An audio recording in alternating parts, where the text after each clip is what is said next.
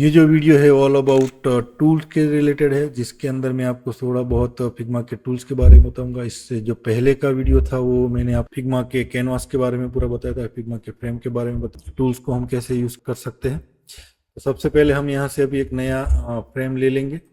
जैसे मैं फ्रेम पे जाऊंगा तो मैं अभी डेस्कटॉप के अंदर यहाँ पे डेस्कटॉप का एक फ्रेम ले लूंगा। प्रॉपर्टी मैंने फर्स्ट वीडियो में थोड़ा बहुत समझाया था। तो आज हम फोकस करेंगे थोड़ा बहुत टूल्स के ऊपर। सबसे पहले यहाँ पे हम नीचे देखेंगे तो यहाँ पे टूल्स आ रहा है। सबसे पहला जो टूल्स है वो मूव टूल है।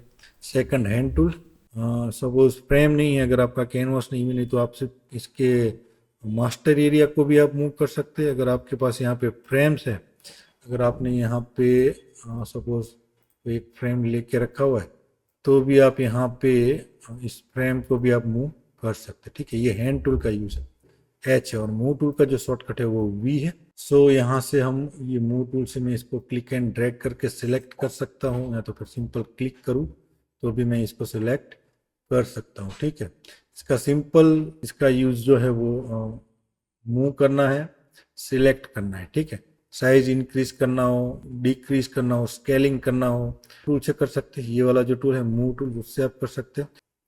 तो आप रोटेट कर सकते हैं इसको, आपको छोटा बड़ा करना है, स्केल करना है तो भी आप कर सकते हो, और इसको मूव करना है तो भी आप कर सकते हो। तीन यूज है इसके, सिलेक्शन करना हो, साइज इंक्रीज करना हो, और कैनवास को ऑब्जेक्ट को किसी भी ऑब्जेक्ट को रोटेट करना हो, स्केल करना हो तो हम मूव टूल से कर सकते हैं। इसके अंदर यहाँ पे तीसरा ऑप्शन है स्केल का, शॉर्टकट है इसका के। ठीक है, ये भी जो मैंने अभी बताया स्केल वही करेगा। ठीक है, तीन टूल यहाँ पे दिए, स्केल, एंड मूव, तीनों मैंने आपको समझा दिए। फ्रेम टूल मैंने पिछले वीडियो में समझाया था, वहाँ पे जाके आप देख सकते हो अगर नहीं देखा है तो। उसके बाद है सेक्शन टूल, अगर आपको यहाँ पे सेक्शन चाहिए तो आप यहाँ पे बना सकते हो। ये सेक्शन हो गया। ये कहाँ पे यूज होता है वो मैं थोड़ा इन डेप्थ में आपको बताऊंगा, सेक्शन टूल। ठीक है, उसके बाद है सिंपल यहाँ पे स्लाइस टूल। अगर मैंने यहाँ पे कुछ डिज़ाइन बनाया हुआ है और इस डिज़ाइन में से मुझे सिंपल एक छोटा सा पार्ट चाहिए कि इतना ही मुझे क्रॉप करके ले जाना है वर्क करने के लिए, या तो फिर क्रॉप करके कहीं क्लाइंट को दिखाना है, तो मैं जिस टूल का यूज़ करूँगा वो टूल जो है वो स्लाइस है। मैंने एक स्लाइस किया, फिर दूसरा स्लाइस किया, फिर मैंने तीसरा स्लाइस किया। जैसे हमारे लेआउट के अंदर 10 ऐसी इमेज है, 10 ऐसे बटन है, 10 ऐसे कंपोनेंट है, जिसको मुझे पूरे फ्रेम को मुझे एक्सपोर्ट नहीं करना है। सिंपल जो ये मैंने यहाँ पे अभी स्लाइस किया है उसको ही एक्सपोर्ट करना है, तो मैं यहाँ से एक्सपोर्ट कर सकता हूँ। यहाँ पे आप देख सकते हैं स्लाइस टूल का, मुझे एक्सपोर्ट करना है, पीएनजी करके ले जाना है, एसवीजी करके ले जाना है। तो जो मैं यहाँ पे सिलेक्ट करूँगा स्लाइस, यहाँ पे दिख रहा है स्लाइस, कट करके ले जाएगा। ठीक है, इसको मुझे कट करके ले जाना है। इसको जितने भी मेरे एलिमेंट हैं उन सबको मुझे क्या करना है, एक साथ एक्सपोर्ट करना है, अलग अलग क्रॉप करना है इनसे। तो जैसे ही मैं यहाँ पे अभी इन सबको सिलेक्ट करूँगा, पोजीशन करूँगा एक, जैसे ही मैं यहाँ पे एक्सपोर्ट पे प्रेस करूँगा तो यहाँ पे आएगा एक्सपोर्ट 7 लेयर, क्योंकि मैंने 7 लेयर जो है यहाँ पे वो स्लाइस करके रखे हुए 1 2 3 आप देख सकते हैं। और सातों को ये क्या कर देगा, एक्सपोर्ट कर देगा। क्या कर देगा ये एक्सपोर्ट, देखो यहाँ पे जीप होके आ गया। यहाँ पे जितने पोर्शन थे, जितने लेयर्स थे, जितने मैंने स्लाइस किए थे वो सारे क्या हो गए, अलग अलग कट होके मुझे मिल गए। ठीक है, ये है स्लाइस टूल का यूज। ठीक है, सारे मैंने अभी डिलीट कर दिए।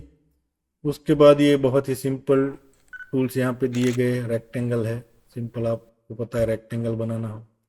उसके बाद यहाँ पे लाइन टूल है, ये भी आपको पता है, सिंपल लाइन मुझे बनाना हो, शिफ्ट होल्ड करके मैं करूँगा तो स्ट्रेट लाइन आप बना सकते हैं।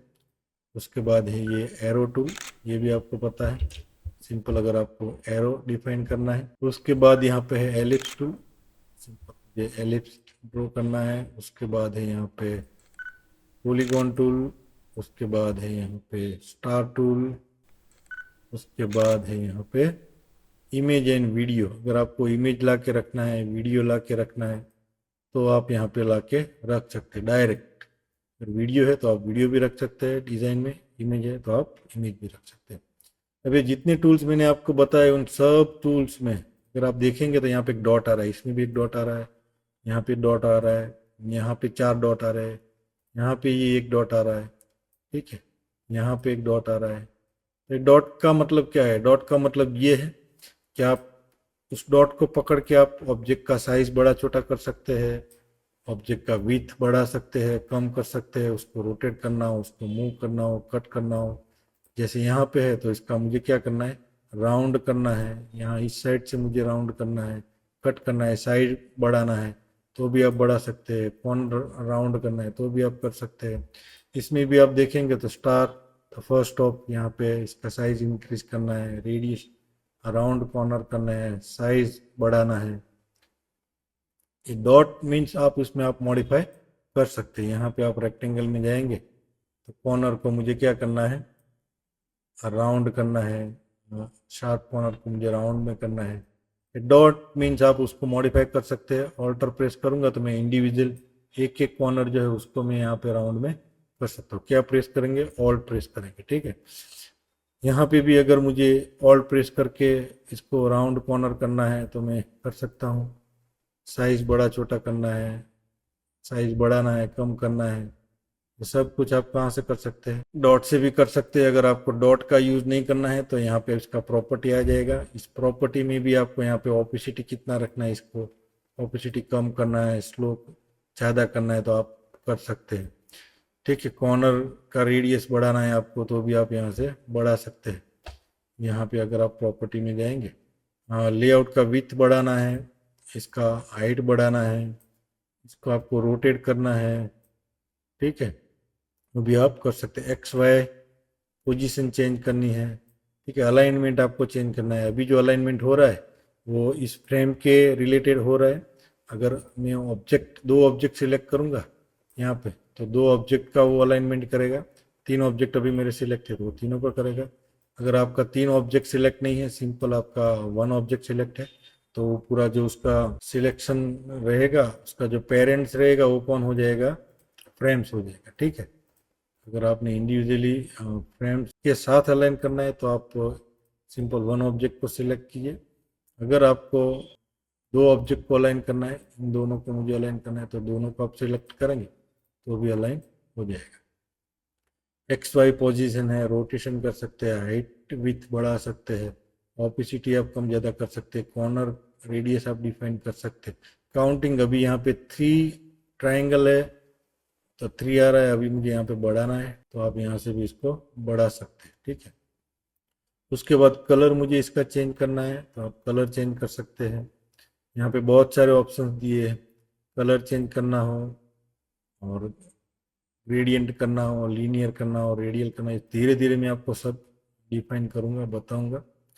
हाँ, उसके बाद आपको दूसरा पॉइंट ऐड करना है तो यहाँ से आप ऐड कर सकते हैं, थर्ड पॉइंट।